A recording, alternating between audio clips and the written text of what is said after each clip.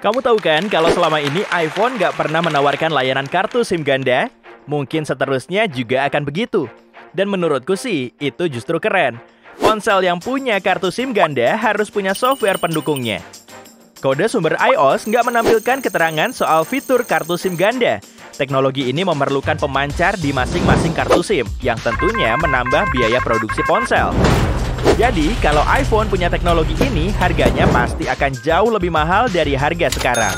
Selain itu, fitur ini akan menambah konsumsi baterai, sehingga lebih boros daya. Kelihatannya sih, produsen ini memang nggak akan menambahkan slot SIM ganda di ponsel buatannya. Meski begitu, model iPhone terbaru punya fitur eSIM yang berfungsi seperti slot SIM ganda. Tapi kartu SIM kedua ini nggak berbentuk kartu fisik, melainkan digital. Untuk menggunakannya, kamu perlu mengunggah semua informasi di ponselmu. Dapatkan fiturnya dengan memilih paket bulanan yang menyediakan opsi ini, lalu minta eSIM-nya. Nanti kamu akan dapat kode QR yang bisa digunakan untuk memindai dan menambahkan paket seluler baru di gadgetmu.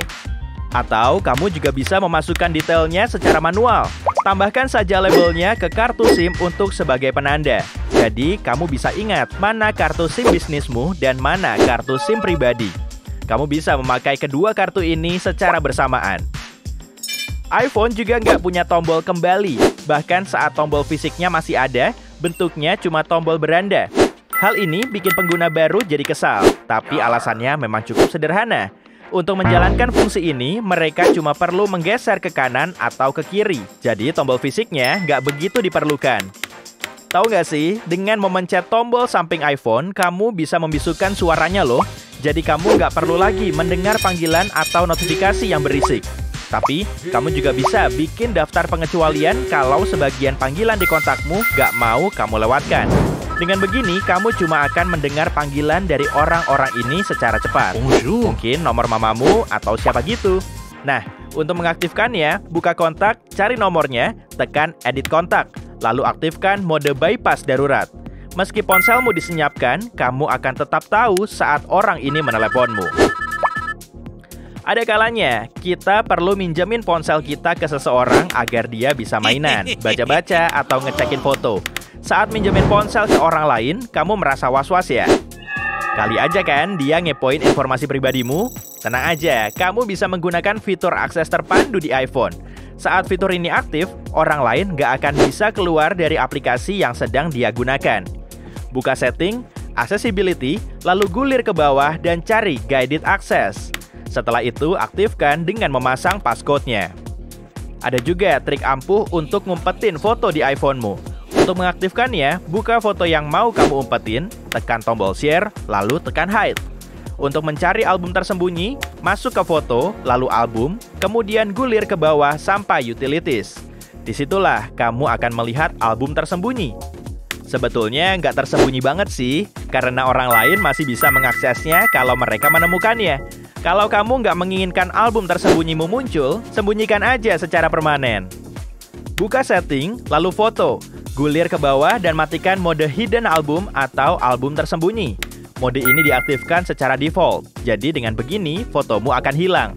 Untuk mengembalikan ke kondisi semula, munculkan lagi album yang tersembunyi. Kamu juga bisa menambahkan keterangan di fotomu. Jadi, kamu nggak lagi perlu repot-repot ngecekin semua foto untuk mencarinya. Misalnya aja nih, kamu lagi jepret foto jadwal bus. Wah, keren juga fotonya. Buka gambar, geser ke atas, lalu cari add a caption. Ketikkan kata kunci seperti bus, lalu tekan done. Saat foto ini kamu perlukan lagi, kamu bisa langsung masuk ke bidang pencarian dan mengetikkan kata bus agar fotonya muncul. Biasanya, foto terakhir yang kamu ambil atau download akan jadi foto thumbnail album. Kamu bisa mengubahnya atau mengaturnya sebagai thumbnail. Gini caranya, buka album, cari fotonya, tekan dan tahan, lalu pilih Make Key Photo. Saat mengambil screenshot sederhana yang menampilkan suatu aplikasi, kamu perlu menentukan lokasi foto itu dalam pesan. Nah, setelah mengambil screenshot tadi, tekan fotonya. Saat berada dalam mode pengeditan, tekan tombol plus, lalu kaca pembesarnya. Fitur ini akan menambahkan lingkaran pembesar ke fotomu, yang artinya akan memperbesar area tangkapanmu. Cukup sesuaikan ukurannya atau zoom in dan zoom out untuk memperbesar objek spesifik di screenshotmu. Di Safari, kamu bisa membuat screenshot dalam satu halaman sekaligus, nggak cuma sebagian aja. Ambil screenshot biasa, lalu tekan untuk masuk ke mode pengeditan. Di panel atas, pilih opsi Full Page atau layar penuh. Sekarang, kamu sudah bisa melihat gambar sehalaman full. Kamu juga bisa memotongnya kalau cuma perlu sebagian gambarnya aja. Tapi tentu, cara ini sangat bermanfaat kan? Karena kamu nggak perlu ngambil screenshot berulang kali. Kalau ada sejumlah frasa atau email yang sering kamu pakai, tapi kamu terlalu malas ngetik secara manual, jadikan shortcut aja. Buka setting, lalu masuk ke General, Keyboard, dan Text Replacement. Di situ, kamu bisa menambahkan shortcut seperti alamat rumahmu dengan mengetikkan alamat di bidang frasa. Saat kamu ngetik alamat, maka alamat lengkapmu akan muncul dalam saran, dan kamu nggak perlu lagi mengetiknya secara manual. Untuk mengirim lokasimu saat ini ke orang lain secara cepat melalui pesan, ketik I'm at. Pilihan lokasi saat ini akan muncul, dan kamu bisa langsung menekannya. Gunakan fitur ini saat kamu memarkir mobil. Setelah mobilmu terparkir, kirimkan saja lokasimu saat ini, sehingga nantinya kamu bisa mencari mobilmu dengan gampang.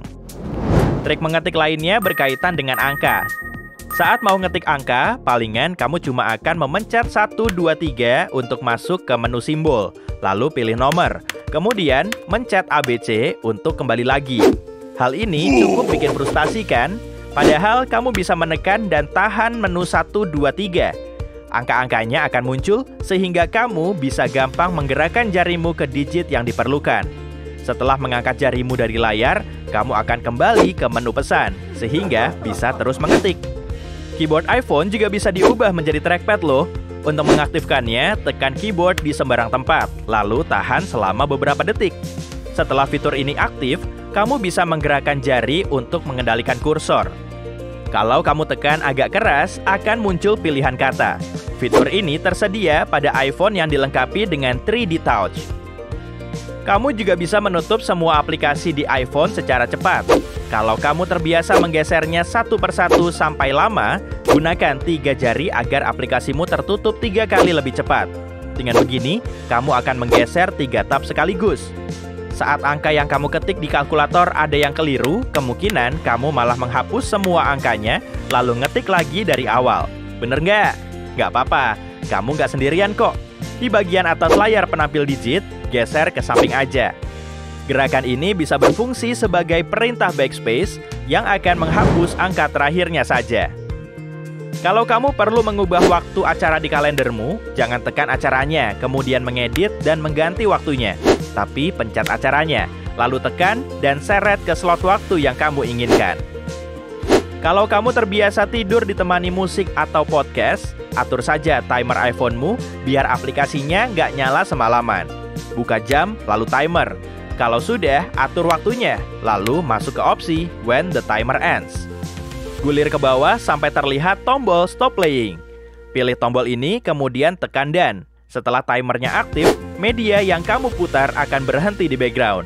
Kamu pun bisa tidur nyenyak. Ya, semoga aja gitu.